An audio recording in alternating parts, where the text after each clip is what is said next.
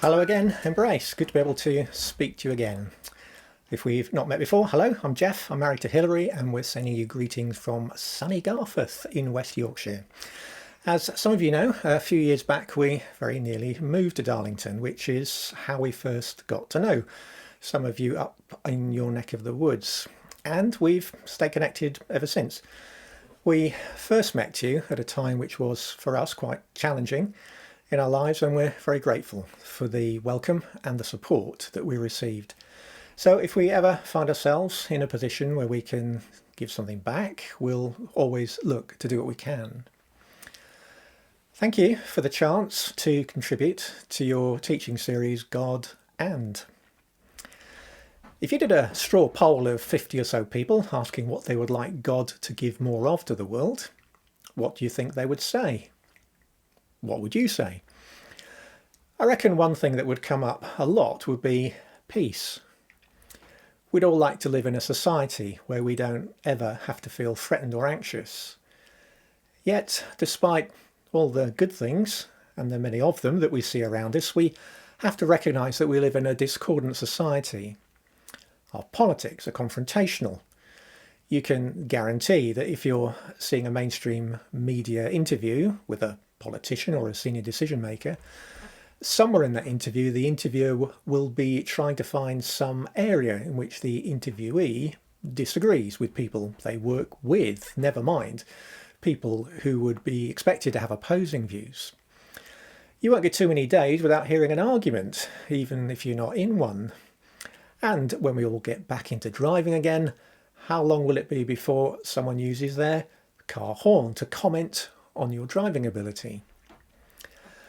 On the one hand, we are, as human beings, people who deeply desire harmony, and yet we so often find ourselves highly skilled at creating the opposite. We want God to give us peace, yet as a species we too often don't seem to want to take it, even when offered.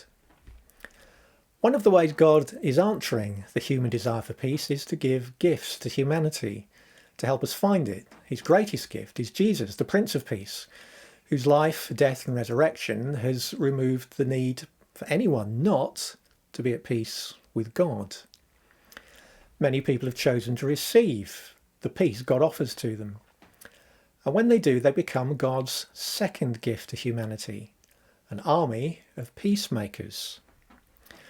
In Jesus' most famous body of teaching that we call the Sermon on the Mount, he said this: "Blessed are the peacemakers, because they will be called children of God." When anyone receives God's peace, they're adopted into his family. He becomes their heavenly Father, and they become his children. And God's children are peacemakers. It's in the family DNA. It's a defining family value. So today I'd like us to think about God and peacemakers. And what I want to share is very practical. If you're looking at this and you wouldn't yet call yourself a Christian, some of what I'll say is stuff you can put into practice in your life right now. And for those of us who are following Jesus now, I hope this will be an encouragement in our life as God's children, as his peacemaker. To help us, we're going to look at some ideas from a New Testament letter, the book of James, the half-brother of Jesus, and also from a collection of wise sayings in the Old Testament called the book of Proverbs.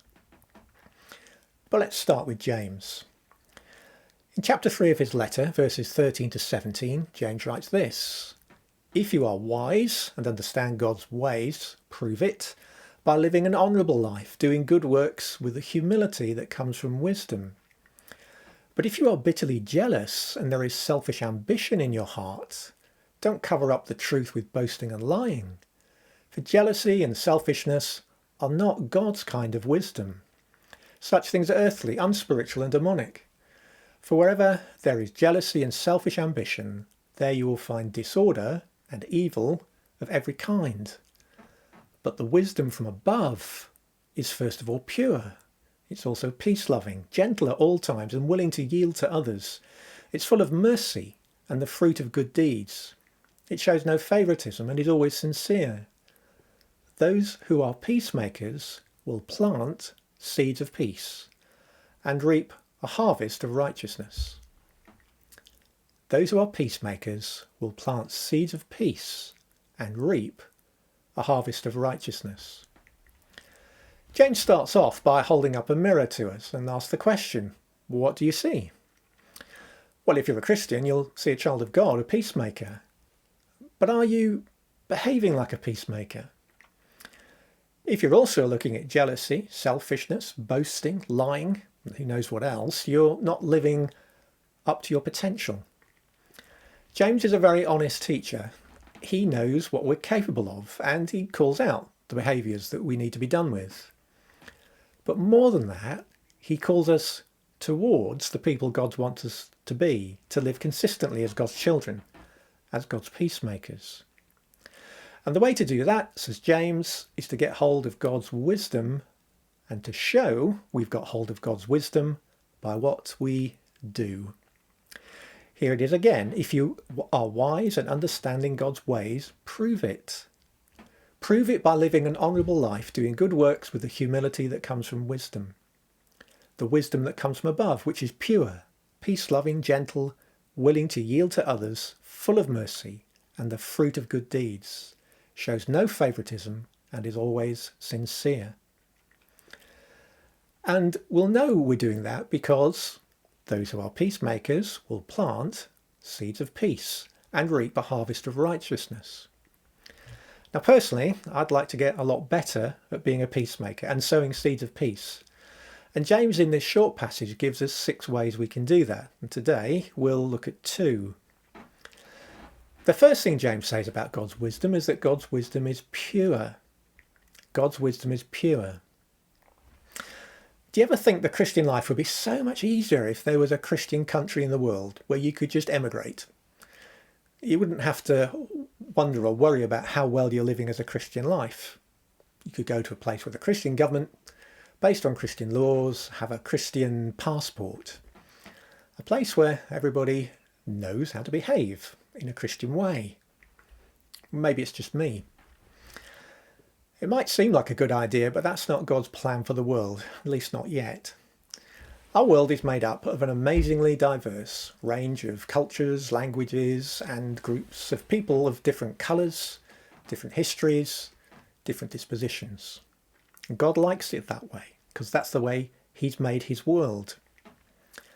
One of the most famous early Christian missionaries, the Apostle Paul, talked about this when he was in Athens speaking to the intelligentsia of the city, explaining to them who God is. He told them this: God created the world and everything in it. He created the various nations in the world, and he determined their eras in history and the limits of their territory. You can read his whole talk in chapter 17 of the Acts of the Apostles. Diversity is God's idea. Different cultures show off the creativity of God himself. His plan for humanity is that it be a vibrant, diverse and colourful family full of characters. Christianity doesn't produce a single uniform monochrome culture that fits everyone into its shape, but it transforms culture from within. God himself became incarnate. He becomes human in the person of Jesus Christ to redeem, repair and transform the various cultures of this world from the inside out. Jesus wasn't just a man, he was a Jewish man living in a Jewish culture, speaking the languages of the day, keeping Jewish laws and customs. And he had the physical characteristics of an ethnic Jew. Now, none of that stopped him from being the most influential man who ever lived, and who has shaped the culture of every nation where the gospel is shared by taking the life of heaven and sowing that life into the various cultures of the earth, so that those cultural distinctives take on the flavour of heaven. Now, there is, of course, a problem. There are other forces at work in our cultures that are opposed to the life of heaven. So what's influencing the way we live? Is it the forces of ungodliness that hide within our human cultures? Or is it the power of the renewed life we experience when we come to faith in Jesus? One of the ways we can look at this is by thinking about the different ways in which Christians in different cultures seek to sow seeds of peace. Let me give you an example. I've met Christians from some parts of India who will never give you a straight answer to a straight question. It's a cultural trait. They'll find a way of getting their point across, but in a very indirect way. In their own way, their own cultural way, as Christians, they are sowing seeds of peace by working really, really hard at making sure they don't do anything that will cause offence, anything that might risk the relationship that they have, a relationship which they value so much and want to protect. On the other hand, I've also met Christians from Holland who are the exact opposite and who will tell you, in their own cultural way, exactly what they think, with absolutely no holds bars. They're also, in their own cultural way, sowing seeds of peace by letting you know there is absolutely no pretense in the relationship. They also value the relationship, and they're letting you know they feel it's strong enough and secure enough to form the basis of some radical honesty. We need to look beyond cultural traits to see where we can spot the values of the kingdom of God at work. We look at that in the way people act and behave and ask ourselves, are they sowing seeds of peace or are they sowing something else? Well, it means that you can sow into any culture God's seed of peace and know that it has the power to purify whatever culture it gets sown into. So how about you, peacemakers of Darlington? What do people say about your culture as a town and as a region? What does that culture look like? What does it feel like and sound like when it's not being transformed by the wisdom of God? And what does it look like, feel like and sound like when it is being transformed by God's wisdom?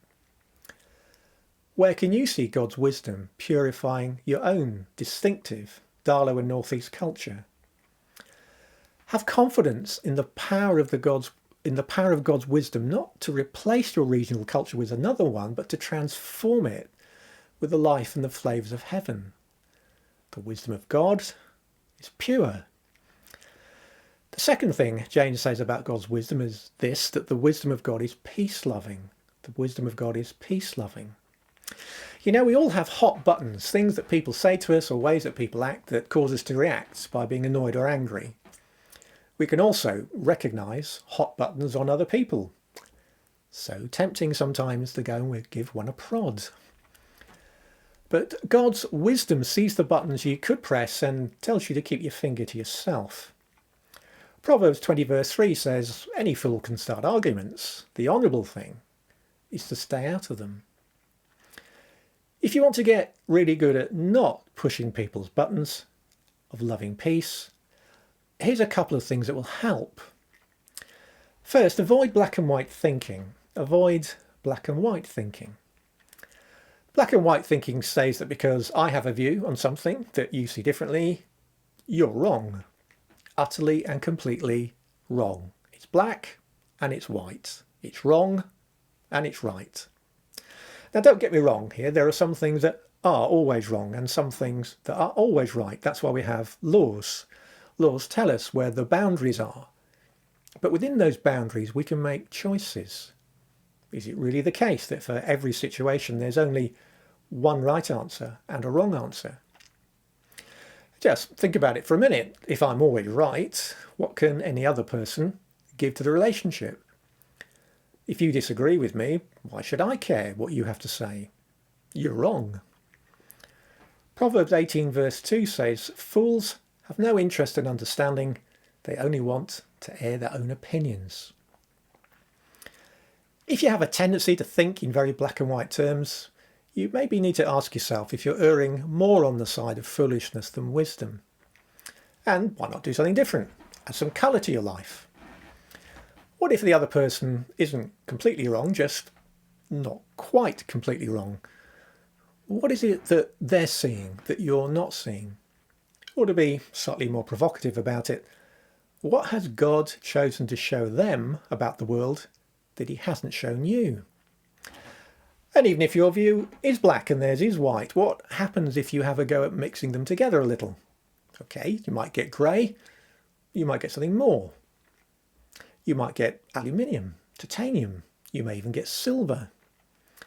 And what about all those other views that are neither black nor white, ideas that other people have that you haven't thought of yet. What kinds of colours could you make with those? Proverbs 15:14 says, the discerning heart seeks knowledge. God has given us a big box of seeds to go and sow peace with. And I reckon you won't find too many in there that are black or white. I'll bet your seed box is as colourful as the creation that surrounds you every time you set foot out of your back door or your front door. You want to sow seeds of peace? Try and avoid black and white thinking and see how much colour you can add to your life and relationships. One more thing on God's wisdom being peace-loving, and that's the last one for today. Be wary of filtering and work harder at noticing. Be wary of filtering and work harder at noticing. There's an old joke about a man called Eric who was convinced he was dead. No one could tell him otherwise. He was driving his family and friends to distraction. He would just ignore everything anyone tried to tell him that would persuade any other person that they weren't dead, and he would just insist, I'm dead. Eventually his friends introduced him to a doctor who tried a more indirect approach. The doctor spent several days showing Eric that dead men don't bleed. He showed him books, videos, told Eric stories from the doctor's own medical practice, until eventually Eric gave up. Okay, I get it, I'm convinced, dead men don't bleed. The doctor took a pin and pricked Eric's thumb, out of which dribbled a tiny drop of blood. There was a moment when a look of shock came over Eric's face, but it only lasted for a moment. Eric then jumped up and started marching around the room, holding his thumb in the air. See, I told you, said Eric, dead men do bleed after all. How often do we filter out information we don't want to hear? Let's be honest, there's probably a little bit of Eric in all of us. We see someone who represents a viewpoint we disagree with, a party we would never vote for, or someone who speaks with an accent we don't like. All kinds of things can lead us to start filtering out what we're hearing. How about we try to do less filtering and more noticing? The next time you come across someone who you're likely to disagree with, make a conscious effort to notice more about what they're saying. What words do they use a lot? When do they seem most passionate? When do you start to react to what they're saying? What do you notice in the conversation? Proverbs 1 verse 5 says, let the wise listen and add to their learning. When you're noticing, you're listening. And believe me, whenever you're listening, you are sowing a seed of peace. Next time we'll look at a little more about what God has given us in our box of seeds of peace. Before I go, let me encourage you. If you're following Jesus, you are a peacemaker. It comes with being part of the family. And when there are moments or days when you don't live up to that, well, there's another day coming tomorrow, which will give Jesus the chance to prove that he was right about you all along. And if you're listening to this and you're not following Jesus, why not start? Are you feeling a tug in your heart right now which says, well, that's me. I want to be a peacemaker. That's a cause worth living for. That's the difference I want to make in the world. Let me tell you, that desire, that motivation, that's God-given. And it's crying out for you to come into a relationship with God, who wants you to fulfill that desire by becoming one of his children, one of his peacemakers. God's offering you his peace today. So what's stopping you making a decision to find out what it means to live a life knowing the peace of God and taking that peace to the world? You could talk to God right now and just say to him, Lord, I want to know peace with you and to give my life to bring more peace to this world. And if you say that, you've prayed that, you've made that choice, that wise choice. But remember what James says about wise people. They show they are wise by what they do. So do something simple. Get in touch with Embrace Church. There'll be contact details on the screen at the end of this video. They'll be able to tell you what it cost Jesus to give you the chance to be a peacemaker, what it's cost them to take up the challenge of being one, and they'll tell you how you can become one too. I'll need to leave it there for now. The Lord bless you. as you sow your seeds of peace, and look forward to seeing you again soon.